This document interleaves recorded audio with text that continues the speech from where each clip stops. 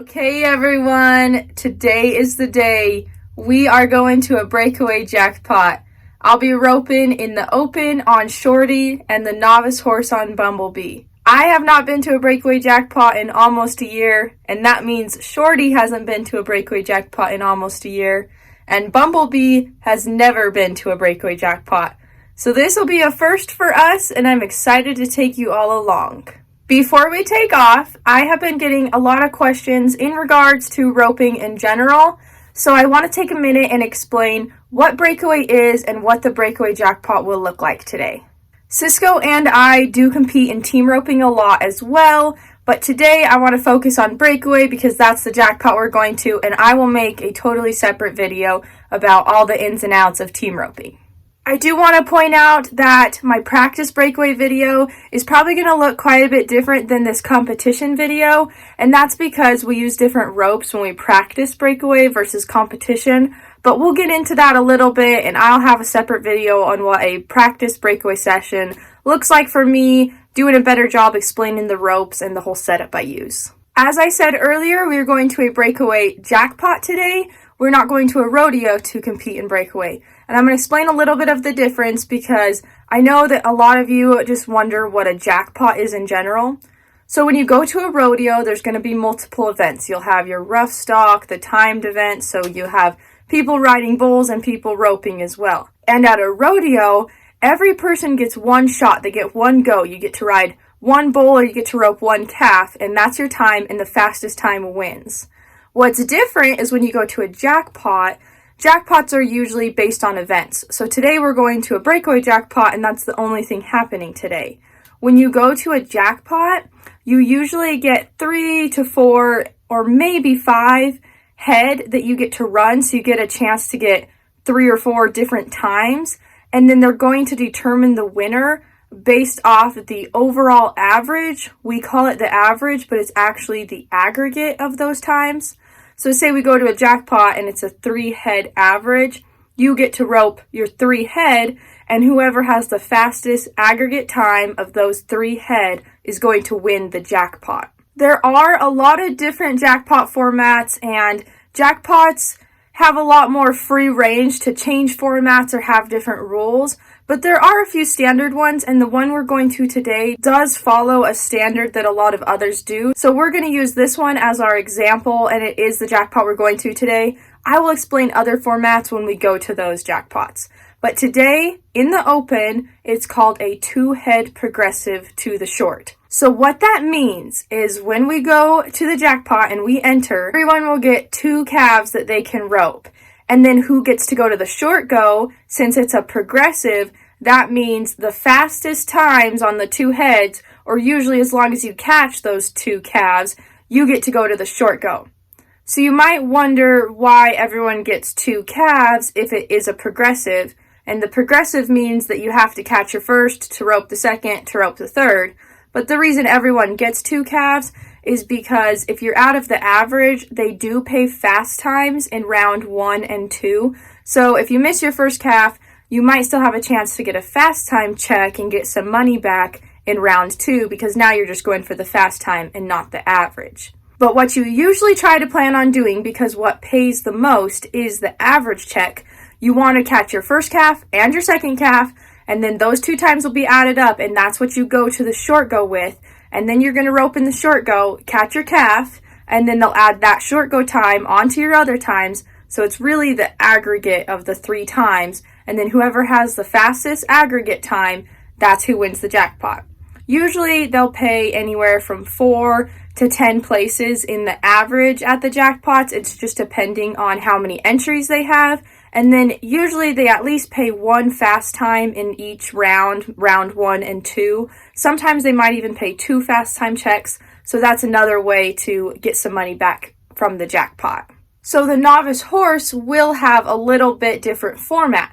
So the novice horse, it's just a straight 2-head average. That means everyone's going to get 2 head, but they're not going to have a short go. They're just going to take the 2 times from both your calves, add that together, and whoever has the fastest time on those 2 head wins the jackpot. Now for the novice horse, they will again give you both your 2 calves, your first 2 calves, because there is that fast time check. And then the nice thing about a novice horse is a lot of people are just there to give their horse experience and run more calves, so they give you your 2 calves just for the experience part of it. If you miss your calf in one of those goes, they usually add on 100 seconds for a no time. And that's a lot in timed events, so you usually don't place if there's a lot of other people catching. Unless a lot of other people are missing, then you might place. But they add that on, and so it really, the jackpots are different. You can really do good not being the fastest girl every time. As long as you catch all your calves and you're somewhat fast, you might win the average. Whereas a rodeo, when you go to a rodeo, you better be the fastest one, because it's either be the fastest or don't place. So that's the difference.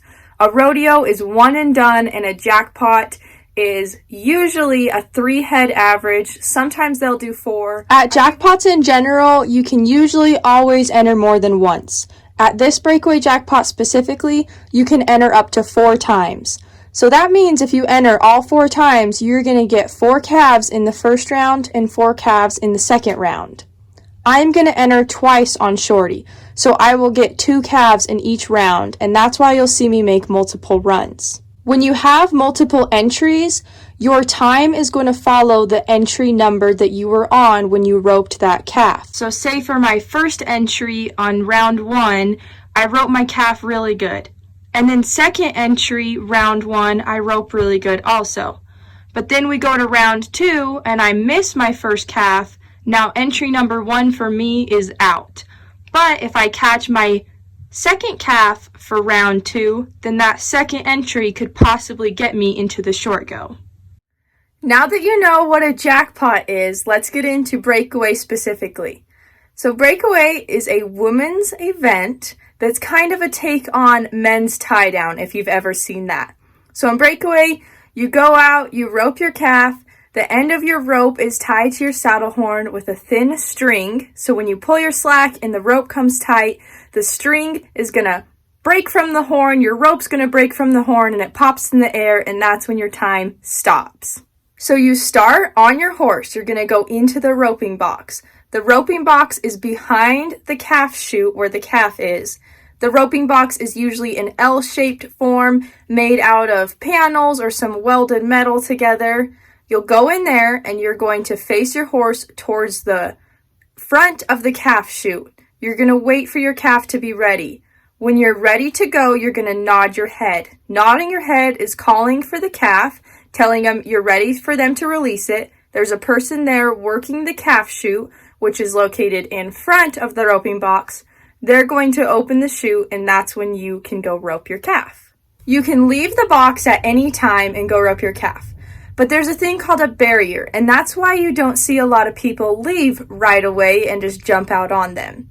A barrier can either be a rope barrier that's kind of set up around the chute, and I'll have to do a different video on the rope barriers because they're actually pretty complicated, even for someone that does know rodeo. But rope barriers are mostly used at rodeos, and then they use an electric eye at most jackpots for the convenience of running multiple calves. So a barrier is basically the head start that has been predetermined that calf is going to get. And this just kind of keeps things fair because then every roper is working with that same head start. So basically, there's going to be a set of electric eyes set up in front of the chute where the calf is going to come out of. And then there's another set of electric eyes set up in the roping box where the horse is going to come out of. This is how they'll know if you break the barrier or not. So to not break the barrier, the calf has to pass through his set of electric eyes before the horse passes through the roping box set. If you don't do that, if the horse goes through their electric eyes before the calf does, then you break the barrier. The reason you don't want to break the barrier is because if you do, there's a penalty added, usually a penalty of 10 seconds, which is not the 100-second for a no time, but in an event like Breakaway where times are so fast, breaking a barrier might mean you're probably not going to place or do very well in the average. So you nod your head, you call for the calf leaves, you follow with the set amount of head start it gets so you don't break the barrier. You rope your calf, you pull your slack, and the rope comes tight. It's going to pop off your saddle horn because that string is going to break, and then time stops. You know when time stops because there's a person called a flagman. And that flagman is dedicated to just sitting in the arena and watching for that rope to pop. When he sees the rope pop, he has an orange flag and he is going to drop that flag down. There's going to be another lady that's usually in the office that has a good line of sight of the flagman, and when she sees that flag drop, she stops the time. So time starts when your horse passes through the barrier, and time stops when the flagman puts his flag down because he saw the rope pop from your horn. So a lot of girls, including myself, we tie a flag to the end of our breakaway ropes. The main color is white because it's kind of easy to see, but some girls have different colors or things like that. Some rodeos actually have rules on what colors you can use, so you do have to look into that. But some type of colored flag is tied to the end of your breakaway rope. That way, when it pops from the saddle horn, it's easy for the flagman to see and he can drop the flag. Otherwise, if it's just your rope, he still will drop the flag, but the chances of him seeing it are not as high because it's harder to just see the end of a rope than it is a big white flag. In breakaway, there is one legal catch that will get you a time, and that is a bell collar catch around the neck. So that means that the rope passes through the calf's head and nose and comes tight around the neck and breaks free. Now, if something happens, the rope passes through the head and nose, but your rope doesn't come tight until the calf's stomach or belly area, no time. If it doesn't come tight until the back legs, no time. Some calves have little tiny horns. You only rope those horns and it doesn't pass through the nose, no time. So there's only one legal catch that will get you a time in the breakaway. A little side note is when they first started breakaway, breakaway is a relatively new event in the rodeo world. So when they first started, they made it where it's called catch as catch can. And that's kind of, any catch was legal as long as it passed through the head and nose. And I do see a few places now that do that. But most all of them, it's the bell collar catch. That's the terminology they use, and that's the legal catch that's going to get you a time. I think that about covers everything in breakaway. It's a pretty new event. It's pretty simple. It's really fast. It's a lot of fun. It's growing tons. I'm loving it. I did say earlier that the competition ropes are different than the breakaway ropes, and that's because in competition you use a real rope with the flag tied to the end so that they can see it pop. When we practice, we use a rope that has a breakaway hondu on the hondu part of the rope, so not the end of the rope. And I'll have to kind of show that in a video because it might be hard to explain like this.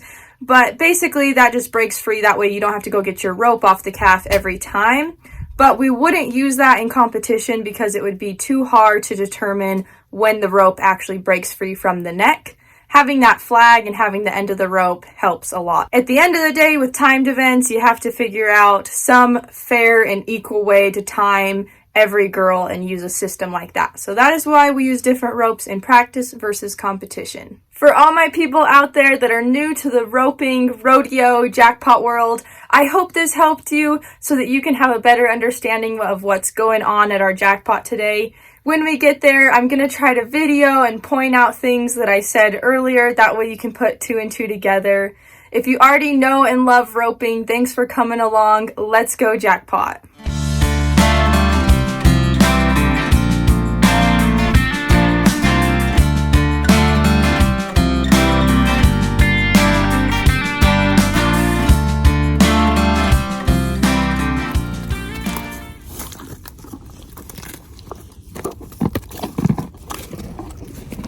Bumblebee, are you ready to go jackpot? You ready to go jackpot? Here you go. You ready to go jackpot? You ready?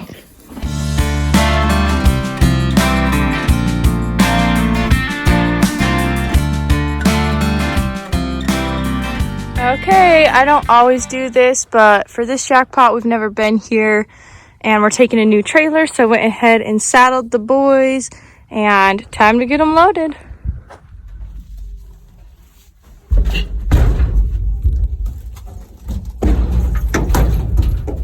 All right, all loaded up and headed off to the jackpot.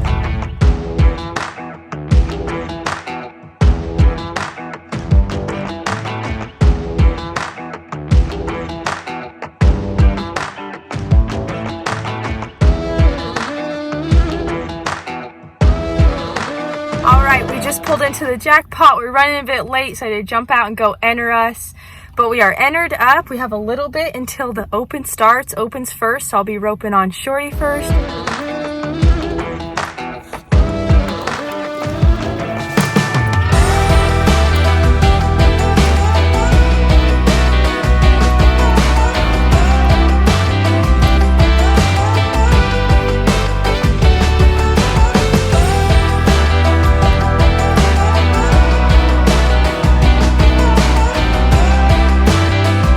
Okay, I've got my GoPro on. They're about ready to get started. I've got my rope tied on with this string. That's the string we use. Hopefully you can see that in some of the GoPro. If not, I'll show it. I will try to show you guys the box and the ice setup. I will, need to focus on the jackpot. That's what I'm here to do. But I also want to bring you guys along and teach everyone that doesn't know about this so we can all learn together. So jackpot's getting started soon. I'll have the GoPro view and I got someone to video my run, so I'll have both angles. And we are excited to rope. Shorty feels good.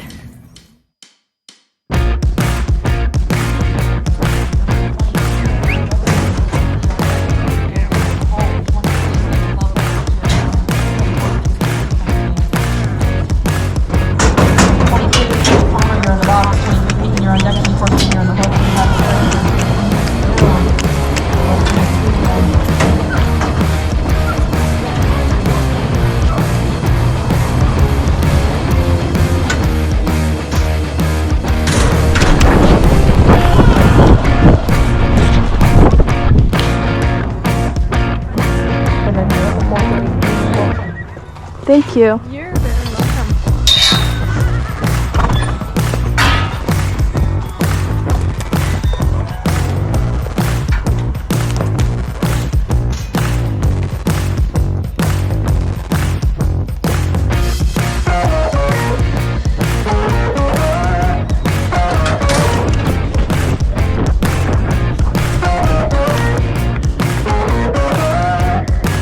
They've started the second round and they kind of changed things up because there's quite a few girls, so you had to catch your first one to make it to the second round because it is going to be progressive. So I get to rope my next two. We're into the second round. It'll be progressive.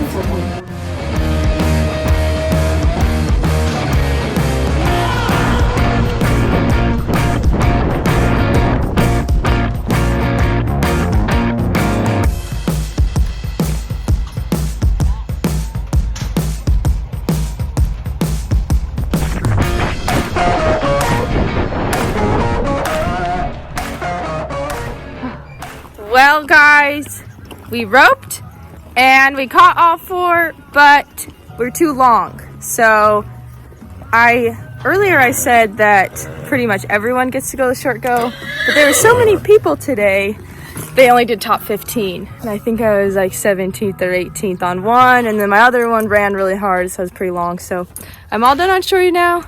We got the novice horse, I'm gonna get on Bumblebee, and we got another shot at it. Super proud of Shorty, he did awesome. And we caught all our calves, we were just too long. So we'll get him next time.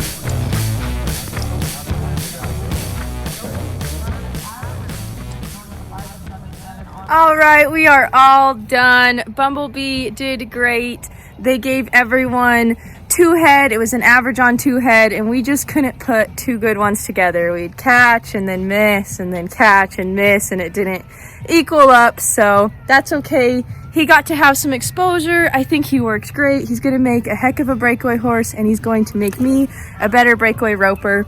It's always good to bring them somewhere new and let them see the sights. He was a little worried at first, and we worked through that, so that's a win as well. Thanks for coming along. If you guys are enjoying these jackpot videos, let me know in the comments. Let me know if you learned something new today from all my breakaway lingo and telling you what's up with that. Have a great day. I will catch you next time. If you're not already, subscribe to our channel and hit that notification bell so you can be the first to see all upcoming adventures. Alrighty.